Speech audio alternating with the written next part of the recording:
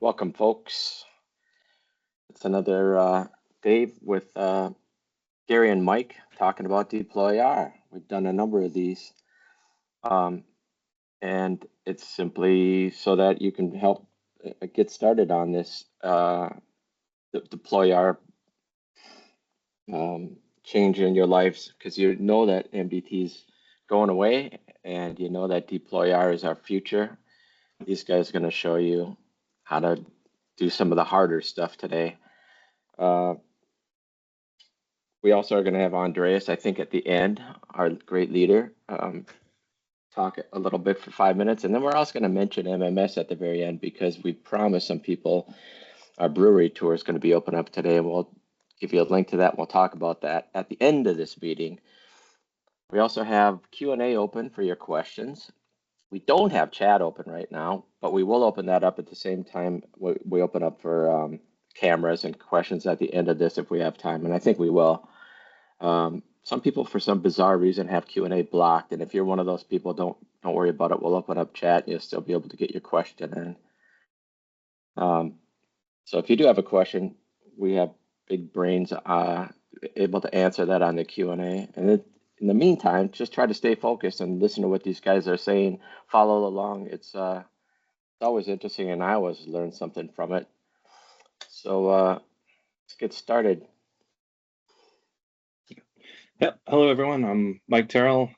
Today I got Gary Block with me again, and we're actually not together today. So, like we were last time. That was kind of nice. Yeah, being together. Yeah, we were in the same room last time, so that was great. It doesn't happen very often. So, yeah, today we're going to talk about a resource overview first. We got lots of resources out there on the web that we want to make sure that people are aware of and are using. For community stuff, especially with the community version coming out. And then we're going to talk about PowerShell and the task sequence and PowerShell. So it's pretty much all PowerShell today. And then we'll save some time at the end for Q&A, like Brian says.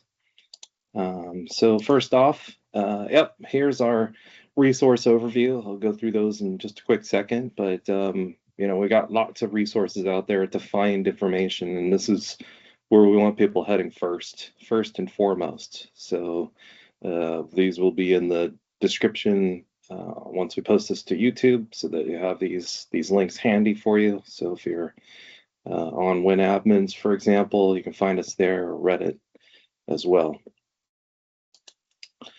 PowerShell and the task sequence. So PowerShell is actually very powerful, no pun intended, but we can do lots of things with PowerShell.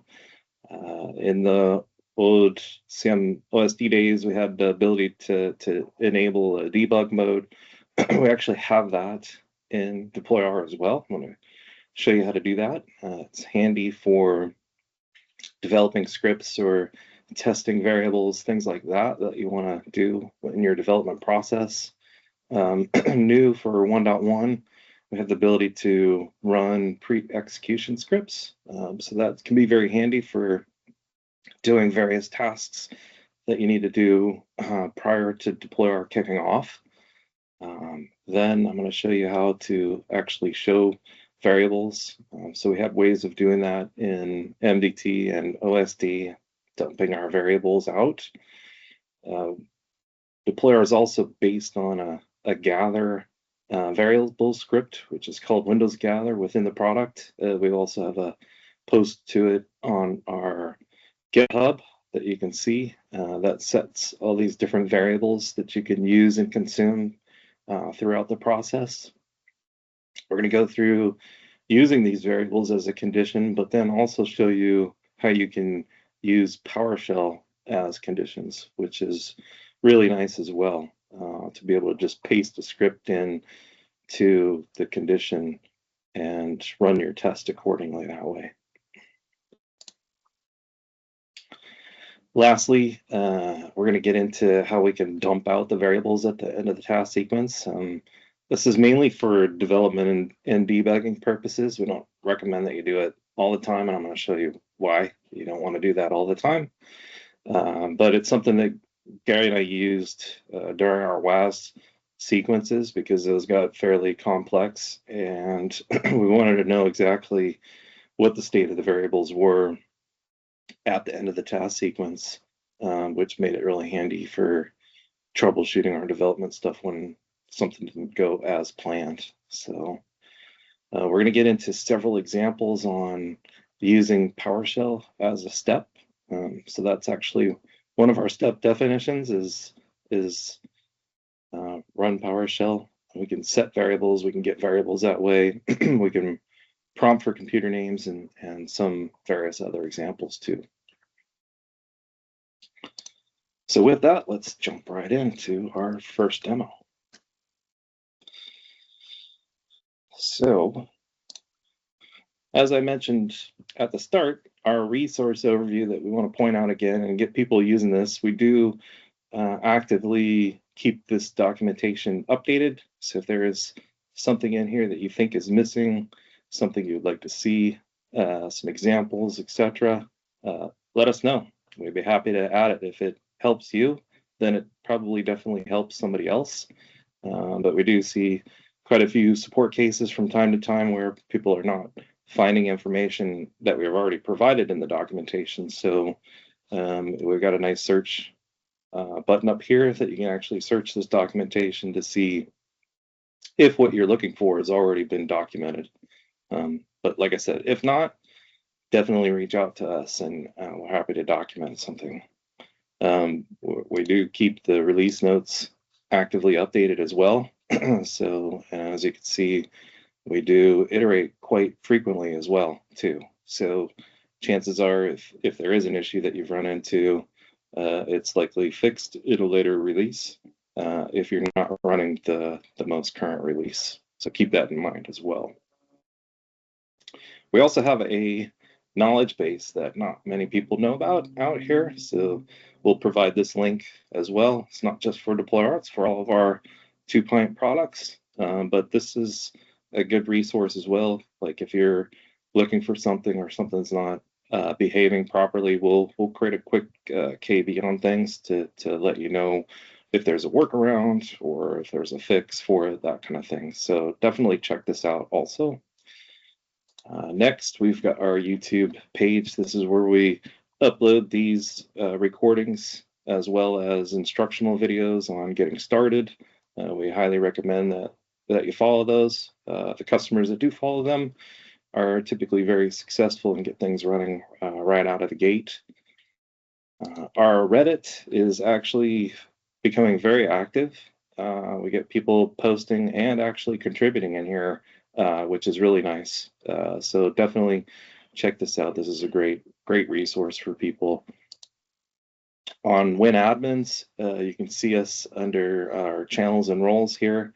We've got a new 2-Pint option here in the WinAdmin. So if you're on Discord, definitely add this to your Discord settings.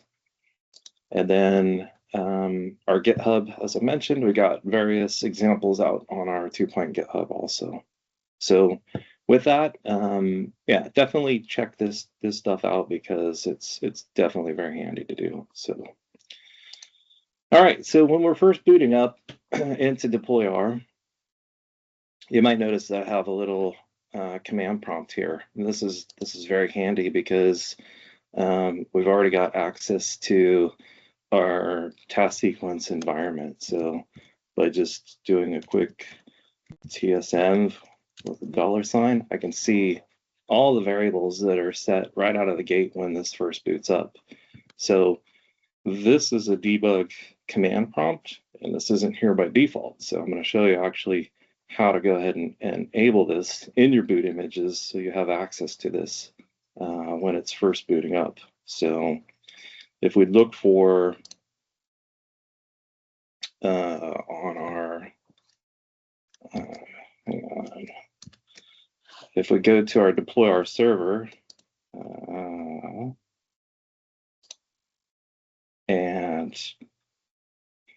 hang on 1 second.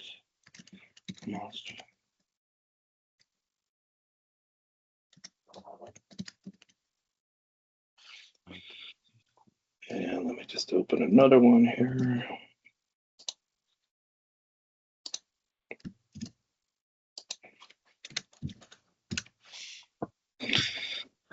Then we go to our program files, wherever we have our DeployR installed. You're going to find a bootstrap.json file. This bootstrap.json file is where you're going to add things that you want to kick off ahead of time. So by adding this debug true in here is going to actually pop that window up for you when you first boot up. So maybe you don't want to do this on your production DeployR server, but if you have a development DeployR server, you can add this in so that you always have that command prompt available to you. And then you'll have these sequence variables that you can get, set, check out, everything else. The other thing that we do have for you too is when you've created items in DeployR, you might have noticed that they first get created as in development, and then you can promote them to be active. And if you first boot up in here, you might only see the items that have been tagged as active in DeployR. Well, we've got two secret buttons that not a lot of people know about. If you click in the upper right-hand corner, this will now show me task sequences that are in italics that are marked as in development. So like my demo variables here is marked in development. So I can actually see those in addition to the ones that are in active mode. Now, what we do provide within the task sequences it's running is a kind of a debugger mode where you can actually pause the task sequence as it's running. Now that pause will not immediately pause it. It will wait for the step to complete and then actually add the pause. However, if we want to go ahead and pause before even starting the task sequence, we can click in our upper left-hand corner here and enter what we call debug mode. So it's all very handy to add this before we're actually starting. So if I go ahead and click start here, we'll see that it's going to start the task sequence with this. And if you're thinking it's like, oh, where am I going to remember that these files are located? This is all in our docs, so you can easily reproduce any of the stuff that Mike's doing right now by looking at our docs for DeployR. Yep, exactly. The other thing I wanted to mention too is we do now have the ability to run scripts before this kicks off, as I had mentioned earlier. The way that we do that is if you have an extra files is what I call them. So I keep all my source located on my DeployR server, so it's easy for me to change, upload, modify, etc. So I've got extra files here. If you create a script called preinit.ps1, it'll actually check for this in the root, and it'll execute whatever you put in the script. So you can easily dot source to this to other scripts, or you could actually just go ahead and fill out your scripts in here. So if you want to do things like set background info, or maybe I need a special unique case, which is the main use case that I was testing for this feature, is setting an IP address when there's no DHCP. You can actually do that by calling another PowerShell script or multiple PowerShell scripts. So this will all run before DeployR actually initializes. So it's another powerful way to do things in pre-execution. We've had a few requests come in around that, so definitely check this feature out. Add those extra files into your boot image, and then those will actually run when the boot image boots up for the first time. So now let's take a look at what we have set up for our sequence here. So this is the demo sequence that we're going to run through. Not that one, this one here. So these are just a few examples, and then we'll step through it, is using conditions as a variable. So if I click on this, just like you had in MDT or just like you had in OSD, you can use any of those variables that get set through the gather script as a condition on this particular step. So we noticed that there was a isVM variable that got set because I'm running on a Hyper-V VM. So if I say is VM equals true, then this condition will be met, and I can set a variable. I can install an application, whatever you happen to be wanting to set the condition on. You can use these for all the step definitions that we have. So in this case, I'm just using a simple example by setting another variable, my variable 1 to green. Now, if you want to pause in between the steps, like I said, you could do that interactively by hitting this pause button here. But if your steps run too quick, like in this particular case, I can also inject my own pause. So maybe you got a long sequence that runs, and you want to set a pause like you would a particular breakpoint. This is just a simple run PowerShell script step, and we just run wait for debugger. So this effectively is the same thing as actually clicking the pause button when you're running the task sequence. So if you got a long task sequence and you want to make sure that you hit a certain breakpoint, go ahead and put one of these pause actions in there, and you can kick it off and not worry about it running past it while you're multitasking, doing something else. Now, what if we want to use not variables, but we want to use PowerShell as a condition? We can do that as well. And in here is, you'll notice I have these options. I have the query builder, which actually just uses the variables straight up in the values, or I have the ability to switch this to script.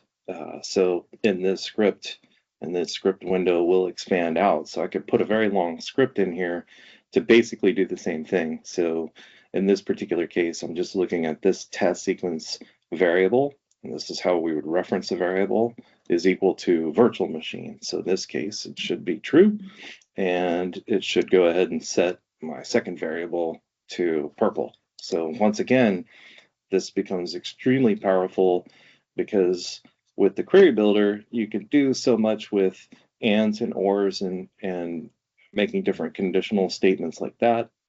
However, with the PowerShell script, you can do even more complex conditions based on that. So once again, think about like, sorry, Mike, but like in the task sequences for Config Manager, they had all sorts of different options on conditions, whereas like file, registry, WMI. So basically, we thought like we can simplify that with just PowerShell, because everyone's learning PowerShell. You can do a get item and look at a registry property, a get item to look at a file value. So with PowerShell, it made it a whole lot cleaner than having to have like 8 different options for the different conditions. And then you can easily test it to in your scripts, on the endpoints, versus it was really hard to test those conditions outside of a task sequence in Config Manager. But here it's PowerShell, so you can just run it on that machine. You can confirm that it's working and then paste it in here. Yep, good point, Gary. So next, it brings us to actually setting variables with PowerShell. So once again, just like we had with the options tab and being able to expand out to the script window, we give you the option with the run PowerShell script step to either call out a script, so that script has to be baked into a content item, or you can actually just paste your script right into the script window. And unlike Config Manager, which had a limitation, I don't know exactly what the limitation was, but we were troubleshooting one from another team once in a previous life, and they had pasted, I think it was a 1,200 line PowerShell script in the window, and it just bombed out when it hit the management point. So with ours, I don't think we have a limitation. I'd have to defer to Niehaus on that, but yeah, I haven't found it yet.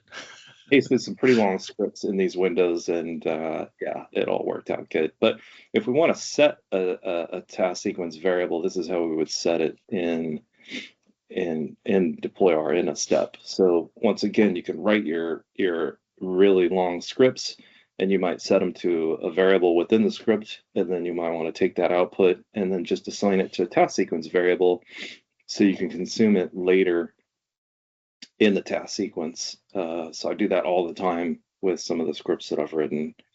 So that's another good thing. One thing that comes up quite frequently is our ability to prompt for a computer name. So we've actually documented this and provided an example for it. And we're going to add this. I don't think we added this part for actually launching it directly, but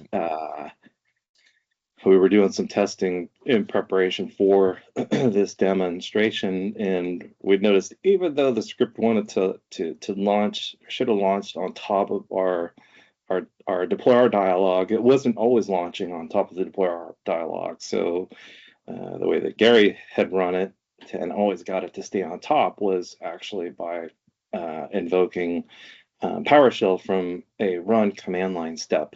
So with this example, we were able to get that dialog to pop up on top, and that way, if a technician's there, they can fill out the computer name, whatever. Now, this is a very simple example that we have in the documentation.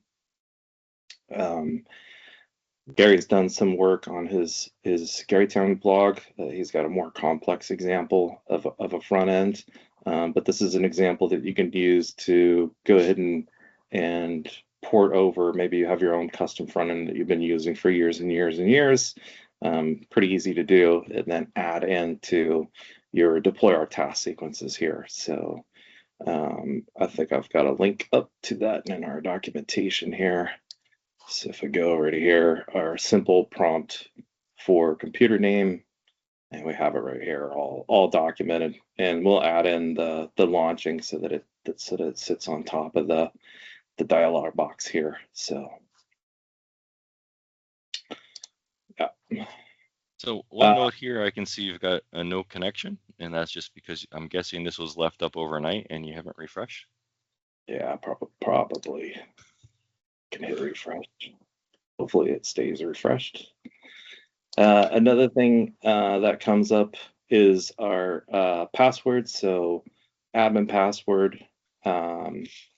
We provide the ability. So this is a change that came in 1.1. And all right, you jinxed me, Gary. I'm sorry, man. I shouldn't have said anything. So the demos failed me this morning. All right, so I'm not going to sit here and troubleshoot this, but yeah, this guy's misbehaving today. So the admin password is basically we set the admin password variable, and then you want to make sure that it's set before the apply OS step. It was a change in 1.1 that we actually made. And hang on one second. Let me just see if I can share another screen really quickly. But yeah, so basically it was with the admin password, it would just show in plain text in the log, and we didn't want that to happen. So in 1.1, there's some logic built in. So when you set a variable that has different like names or like suffix or prefix or has like the word password in it or a couple other ones, DeployR knows to just asterisk it out in the log. So that way it won't show up in the log. Is it secure? Not overly. So like we still don't recommend using like too many secrets in it, but at least like if the log stays on the endpoint, if somebody reads through the log, they're not going to see it. And that was the goal on that one. Yeah. And then lastly, we can dump out the task sequence variables at the end, like I had mentioned. So by adding a simple run command line step that just calls dir tsm : that's a good way to dump out the variables, and I have that in this task sequence that I'm about to run here. So this is the pause before starting. So since I hit the debug in the upper left-hand corner, this introduces this first pause. I'm going to go ahead and pop open my log here, and we can see a lot of the same information around the variables that get set and everything in here. So if I go ahead and hit continue here, we can see it happen exactly like that. And what we can see is my isVM condition evaluated as true, and my variable 1 got set to green here. So if we just keep stepping through this, and this nice thing about this debugger is that after every pause, we can just hit continue to step through. And this is using our PowerShell as a condition here. So that should attest it as true, which is it's on a virtual machine. And in this case, it set my variable 2 to purple. And then continuing on here, one more, we could see that I've went ahead and set red and blue to 4 and 3. So that's just the pasting it right in the PowerShell window and setting those variables. But this becomes a very powerful debugging, testing, development process that you can use with this. So this hit our PowerShell. We're running a run command line step, calling out PowerShell, and we can set the computer name here. And I'm just going to set it to whatever and hit OK. And then we can see that the computer name gets set to something not very useful here in this particular case. But that's great because we actually track that out. That's typing with one hand for you. And the next, we'll go through and run this here. And we can see that we've set this admin password. So this is, we don't, as Gary mentioned, secrets, shouldn't be transmitted through task sequence variables, definitely in clear text scripts or anything of that nature. And there's a whole reason why we don't actually have a join domain step in here. We have the offline join domain step because that's actually a secure way of joining a device to the domain. The red teamers love finding MDT shares, harvesting credentials. A lot of you use domain admin credentials as your join domain accounts, which is not good. So we don't really want to encourage that kind of behavior. However, but for testing scenarios and development scenarios, it might be good to be able to set an admin password so that you can actually log on to the machine after you built it for the first time to make sure everything works correctly. Otherwise, you're not going to be able to log on, and you'll have to use something like Dart to unlock the admin password or this or that. What we have done is we've tried to obfuscate the password that you put in here. So if it sees the word password in the name of the variable, it's going to try to obfuscate that. So we can see it here. It's not going to log it to the log. Now, that doesn't mean if I dump that variable list again, I should be able to see that password actually being set in here. So I can see this password right here, admin password. So if anyone clever has access to this environment, they can easily harvest that credential. You can see my fancy computer name here too, Gary. So yeah. So with that, just keep that in mind that this is, even though you don't see it in the log, it doesn't mean it's secure. It just provides you some extra options here. Hitting continue again, and this is where I'm actually dumping everything out. So I could see all of my task sequence variables, where they're at in the stage of the task sequence. You could even dump them out mid-task sequence if you wanted to, or you can just dump out one task sequence variable that you're looking for if your condition's not running correctly, or the step's not running correctly, or it has a dependency on some other variables that you're consuming and using. But it's just kind of a handy way to see, yep, I've dumped out all these variables. Now you can see it's dumping out my admin password too. So once again, that's not secure. So when you're dumping variables, just be very, very conscious of that. So yeah. And with that, we're finished with the demo. All right. So let's get back out of here. And I think if you want to switch over to yours, Gary. Yep. All right. All right, so we're going to talk now. We're going over from the task sequence over to the DeployR server. So let's do this. And all right, so PowerShell on the DeployR server. So currently the requirements are PowerShell 7. We were using the 7.4, the long term, and coming up here, we'll be switching over to 7.6, the new long-term support. And then VS Code is always very helpful because if you're using ISE, that's not PowerShell 7.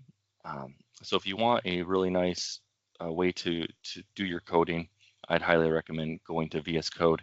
Also, as a bonus, the GitHub Copilot feature is super nice. It's made my life extremely more efficient and being able to crank out stuff for requests and just for playing around. So yeah, don't use ICE or ISE, the PowerShell ISE that's built in. I'm not going to say never use it, like it still has its place for quick tests and whatnot, but for DeployR especially, since it's basically all PowerShell 7 driven, it's just going to cause headaches. And if you're running some of our stuff for troubleshooting, you'll be like, hey, why isn't this working? And they'll send a screenshot and it's like, well, you're running it in ISE, so it's not going to work. So try PowerShell 7. So yeah, so once you've got your PowerShell 7 up, then you'll just import the module. It's the DeployR.utility. Oftentimes I just do a full path to it, and I'll show where that is once I get over to the demo. Once you've loaded the module, you need to connect into the DeployR service. So we have a simple commandlet just called connect-deployr. At that point, it's gonna, if you've got authentication set up on your DeployR server, which most people do, especially in production, then you'll be prompted for your Entra credentials, or you can pass your passcode, which is what I typically do. It's just the most simple method, and it's much more quicker, especially if you're trying to automate. Because if you're trying to automate a task and you have it prompting for Entra credentials, that doesn't work so well. If you're in a lab, you can turn auth off, of course, but if you're trying to replicate production, I would just match what you're doing in production. So typically at least a passcode. And we'll go ahead and show the functions, and then we'll take a look. So we're going to break this and go back and forth a few times between the PowerPoint and some demos. So first, I've got my PowerShell 7 window here, and we're going to go ahead and load that module. So let me just get some more space there. All right, so import dash module. It's always hard to type when people are watching. All right, so the module is located under the program files, 2-Pint software, DeployR, client, PS modules, DeployR.utility. And this will be in our docs, of course. A lot of the stuff I'm covering today are in the docs and on GitHub. So you'll be able to go right from here to playing yourself once we're done. So we're going to go ahead and import that. And then we're going to, let me look back at what I said we would do. Okay, so then we're going to go ahead and connect to DeployR. At this point, there's a URL if you're not on the DeployR server. I always do it from my test DeployR server. I just find it easier because that has all the WMI stuff is what I want as well for like when I'm testing StifleR, which is on the same server. So I do all my development on my actual DeployR test server. And then the passcode is, my fancy password here. So Mike and I share passwords just like we do with our Hulu accounts. It's the same thing. So it's just good times. Sharing is caring. We'll go ahead and connect. Now we've authenticated into DeployR. We have a token now. So just like when you run your task sequence, it's reaching back to the DeployR server and it gets a token so that it can do the communications back to your server. Now, if you have like, if you put a pause in your task sequence and then you come back like the next day, because like you started a long test and then you click continue and all of a sudden it starts bombing out, you're like, oh, that step failed. I knew it was going to fail. Well, it might be because you did something wrong in your step, or it might be because you no longer have a connection to the DeployR server because your token expired. I've done that before where I'm like thoroughly confused, and then I'm bothering my developer, and then I just restart the process and it just works the next time. So then I have to go in the Teams really quick and delete a bunch of messages so that it doesn't look like I'm a fool. But so just remember that you are connected in for a finite period. So that's always a possibility that you just let your connection time out. So now we're authenticated, we can actually start interacting with DeployR in PowerShell. So at this point, we can use all sorts of different functions that are built in. So we're just going to go ahead and grab some of the functions. Now, there's a lot of functions in the module that you won't necessarily use on the DeployR server because they are meant for just purely inside the task sequence. So I've limited down some of the functions that are available here just to focus more on the server side. But feel free to, you can just do, get command -module DeployR utility and see a full list of everything available. And then you can start going to town on building stuff. So here we've got the functions. We've got, add, export, get, import, new, and update. So we've got the get ones, of course, are going to be your read-only stuff where you're just pulling back information. This is great for if you want to see how many applications you have, or for in your automation for you're getting your applications, checking different versions. If it's the right version, you just skip. If it's not, then you can go ahead and do your updates and create new ones. And we can get to that in a little bit too. So let's see. Get commands. Okay, so let's cut back to the PowerPoint for just a moment here. And then, all right, so we'll also talk here about doing just a simple backup. And then the backup of a task sequence, you'll see that it's kind of similar to how Config Manager was. The task sequence itself in Config Manager was basically just a huge XML file, which did have limitations to that XML file because the MPs would have issues, which is why they didn't want you embedding huge scripts because it would just bloat that policy. So very similar. Ours is in a JSON format, but I have not found a limit to how large you can make that yet with it bombing out. And just because it's a different beast and we're using different protocols, I don't think you will run up against the top ceiling on that. But however, feel free to try to prove me wrong on that. And then we'll show also the cloning of the task sequence. This is one of the features that was requested quite a bit when it first got released, both internally and externally. Everybody wanted to be able to something they were working on. So in 1.1, the ability to clone a task sequence using PowerShell was made available. This will eventually come to the dashboard as well, but for now, PowerShell is your friend. And then we'll do a simple application backup, which you'll see is everything in DeployR is JSON driven. And then with the application, you also have content. So it's going to pull and back up the JSON, and it's going to back up your content. And then I'll demo a fancy community script for backing up things, and then setting tags. So let's head back into the demo land. Okay. So simple backup. So first, we're gonna take a look here at how can you get the get. So DeployR application. So I've got a lot of applications in my environment, and I just want to select one.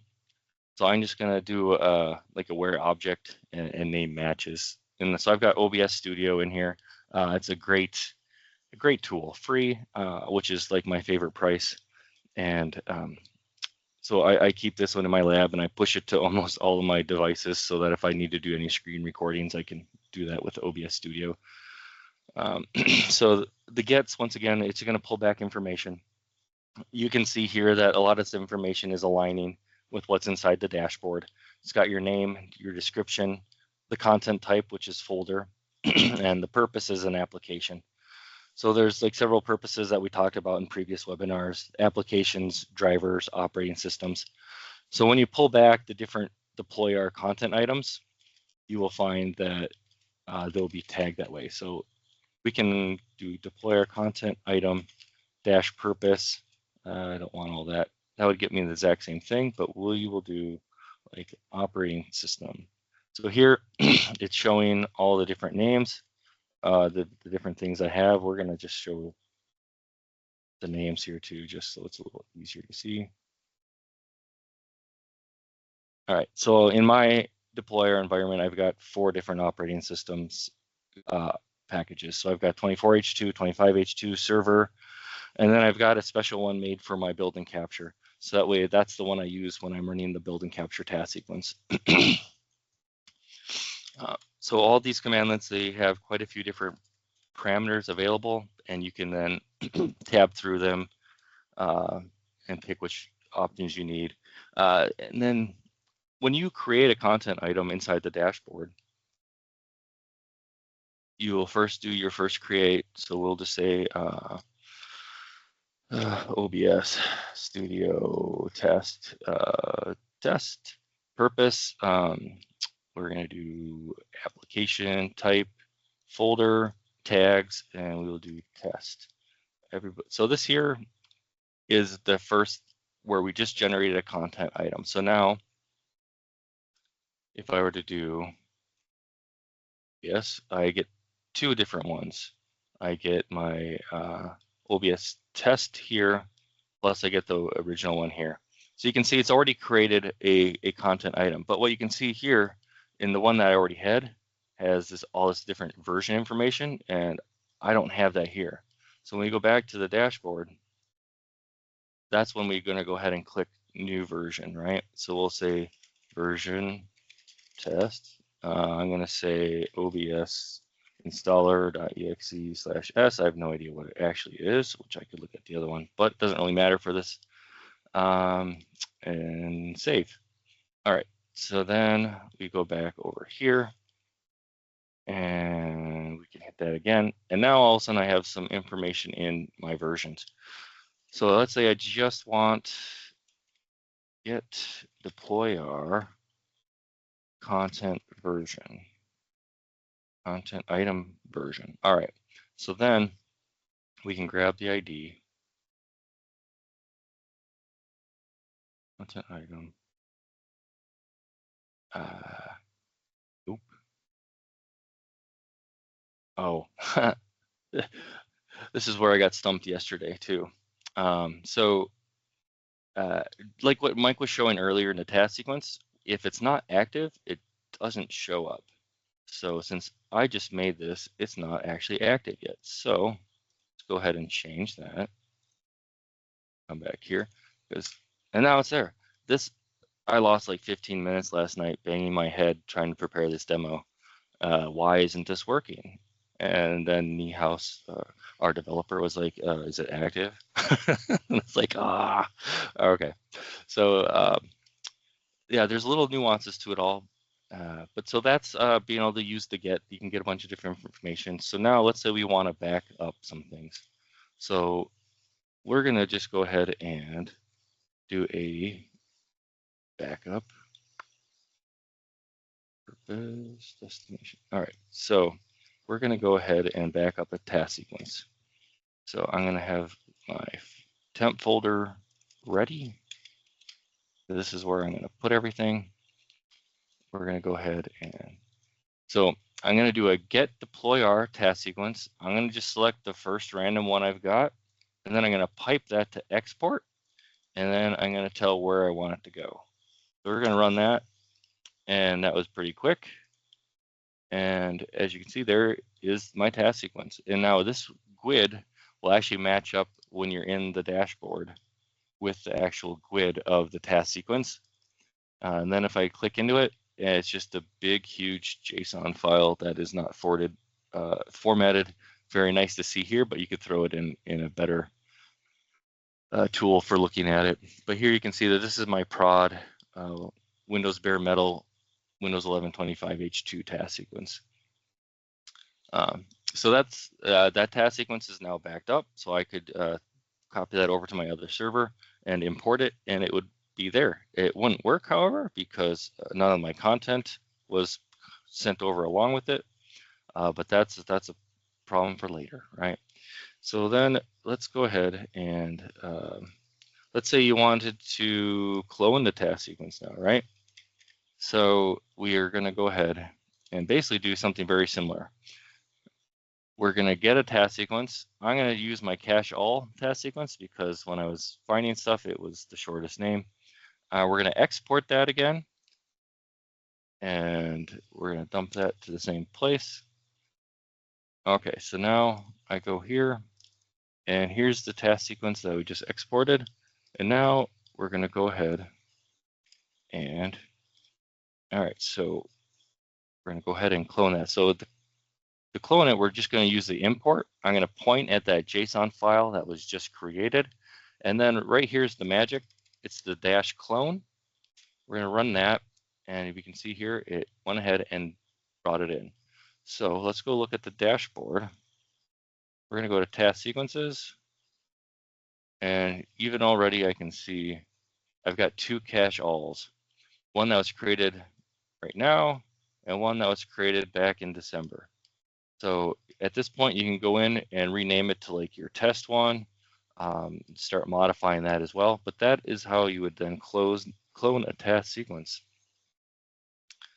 Okay, now we're moving on to doing some backups here. Okay, so this here is like a very simple way to go ahead and back up all of your applications. So here we're first going to do a get DeployR content item purpose application. And we're just going to pipe that to export, and we're going to throw it in temp. I'm not going to let this finish because this will take quite a while, but we'll get it started here so you can see. At this point, it's going to be starting to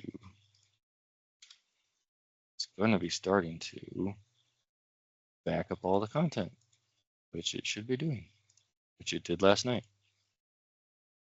All right. Well, of course, that's going to happen. Oh, there, now it's starting to think. There we go. All right, so what it's doing here is it's grabbing all the information. Oh, it's already grabbed and done several. It's going to pipe out the JSON file that's with it, and then it's going to go ahead and put your different information from like your content item in there. At this point, then you could copy it to your other server and do your import. And that's how you can easily move things back and forth. All right, so now the next thing I wanted to show was a more fancy version. All right, so cd GitHub. All right, cd 2.1 cd. Oh, cd DeployR. Okay, so this is basically my GitHub now. It's just a local copy. cd server side. Okay, so then we're gonna run the backup. All right, so what this is doing is it's going to connect into your DeployR, and then it's going to say, hey, what stuff do you want to back up? So I'm going to say task sequences and applications. Then I'm going to go ahead and click OK. So then it knows it's to do those. So it's going to prompt me now for each set. So I'm going to go ahead and pick, let's see here, rearrange Windows bare metal short for testing. Okay. And here are all my different applications. I'm going to do Paint. I love Paint. I'm very creative. All right. So at this point now it's going ahead and it's actually figuring out all the references for the task sequence. Even though I didn't choose them in specifically, this went through, it opened up that JSON file, dug through, found all the different content items that are associated with it, and is now backing them up to the location that is in that script. So you can, if you want, that's out on my GitHub, you can grab it and use it to do some more extensive backups. So there, the backup's complete. It grabbed .NET, it grabbed the task sequence, and it grabbed all the other applications that were also needed to then be able to bring across. And then it grabbed the 25H2. All right. So, okay. The next thing I wanted to show was tags. So Gary. Yeah. Oh, wow. Are we still doing the 5 minutes for Andreas? Because if we are, we're gonna be tight here. Yeah. Okay. Let's see here. Fancy. Okay, I showed that tags. Let me see if there was anything else. No, I think that was pretty good for today. But so I'm just gonna say, like, you can create applications. I'm gonna do one more quick demo just to show, and this will only take a moment. So you can script building applications as well. CD automation, so generate. This here I built for when I'm doing labs, and I want to add a bunch of applications into it really quick. So I have a script here that will automatically download Firefox, Thunderbird, OBS Studio, and several other applications, and just build the content items right inside of DeployR for you. If it is already there, it's going to just update it to the latest version. So I run this in my labs every so often, just so that it will update the different applications. And then it's going to go ahead and set tags and several other things on things as well. So if you want some examples on how you can automate, you can look at my GitHub, and you can look at the DeployR GitHub, and that will get you quite a few things here. So like this one here, VS Code, I had 1.112 in it, and now it's updating it to 1.116. And then at the end here, so it's just telling me all the different things that the script had done. It created 2 new applications, and it updated 5. It skipped 1 because it was current.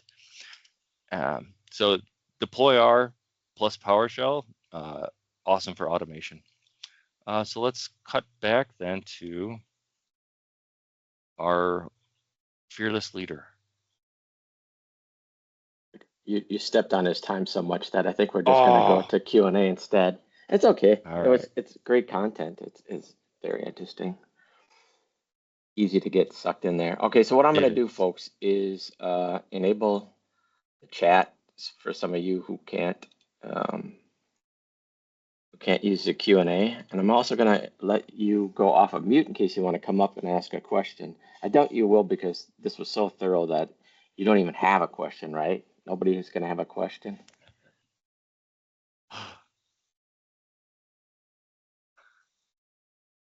You talk about the best practices for where to keep your scripts for task sequences. Damon here. So I always keep everything in a GitHub repository, just for when I'm building and for sourcing, and that way that's doing all my revisions and keeping track of everything. And then when I'm ready, I typically paste them into the actual task sequence itself. Now, if I've got, it's really one of those things like, how do you want to work it, right? So some of the things I actually put into a package, if it goes along with a specific application, I'll actually just kind of put it in with the content for it. But if it's just a standalone short script, like setting a name or doing other things like that, I'll paste it directly in. But a lot of times, yeah, like I'll have just a specific content item that's like task sequence scripts, and then I can just pull that content item up for each different one. But yeah, so it's like a tools package, so to speak. Hey, Damon, you have a question? Yes. Good day, gentlemen. I'm quite new to you guys' product. Just joined to see if I could onboard it into my environment. Question here with your task sequence for application. I currently have a DevOps environment tied into Visual Studio's to Intune. How would your product merge with such a configuration? And if not, how best can I just onboard it in the sense of I like to do Gold Master images dump into Intune type of scenario? Are you saying just like registering the device with autopilot so it's in Intune when you're done, or yeah, what are you asking? Right. So yeah, I'm interested in, I like the the way you done it just now with your application, but I have a more complicated way where I have DevOps set up, right? That ties into Intune. So I created my stuff. I have a file storage in Azure where all of my application sits, and then it pulls. Then it pulls into Intune whenever I deploy applications. In your scenario, using DeployR through scripting and task sequence. So I'm curious to know, would I need both or should I just drop one? Yeah, so today DeployR applications are coming from DeployR. If you wanted to write your own process where you're reaching out to a URL to download during the task sequence from that's fine. You can do lots of stuff with PowerShell, but that's not natively in the box, and you'd come up with your own process for that. Okay, cool.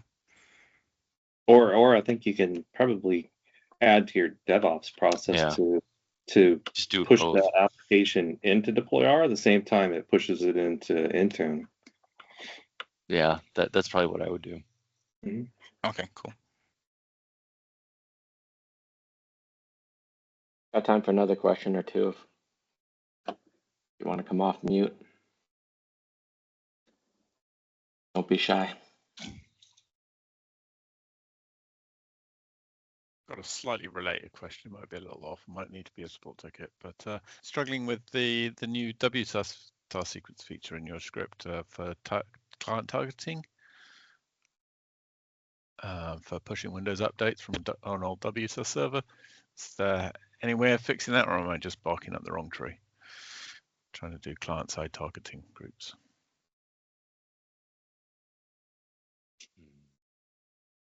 That's a feature I have started to set up, but I haven't actually got to implement, so I haven't tested it myself yet. I would create a support request so that we can start working on that Thanks. for you.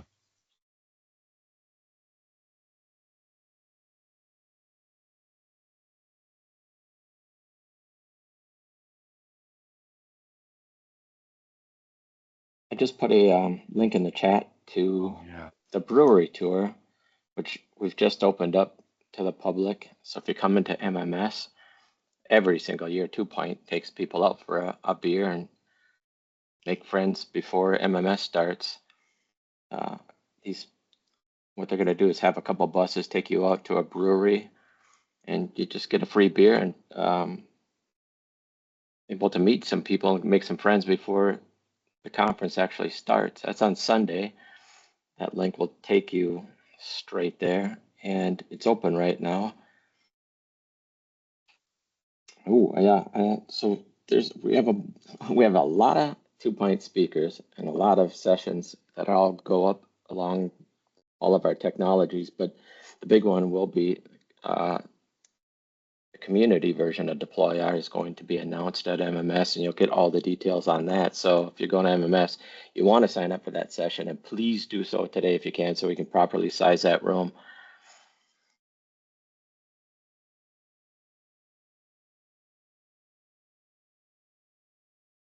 Look at all those sessions. I suppose you're sending anyone over to the UK in the summer. Beyond, I see Michael signed up for the Experts Live to do talks about other things, but anyone going there? I don't know. He's always at everything. Yeah. I don't know.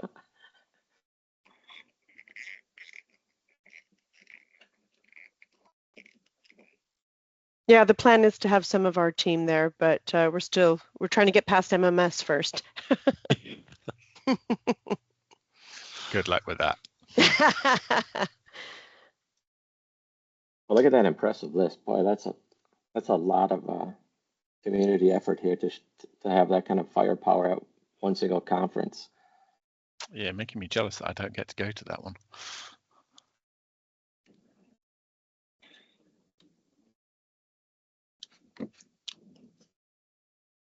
All right, any last question? Otherwise, we're going to wrap this up. Oh yeah, that's a good mention that Michelle just added. Johan's mastering DeployR Oh, yeah. live training that just launched. Yeah, so if you can't make all these little free ones, if you want an expert to hold your hand, that's probably the best bang for your buck right there. He is probably the world's best trainer. He's amazing. Agreed. He was the guy who trained me on OSD back 15 years ago.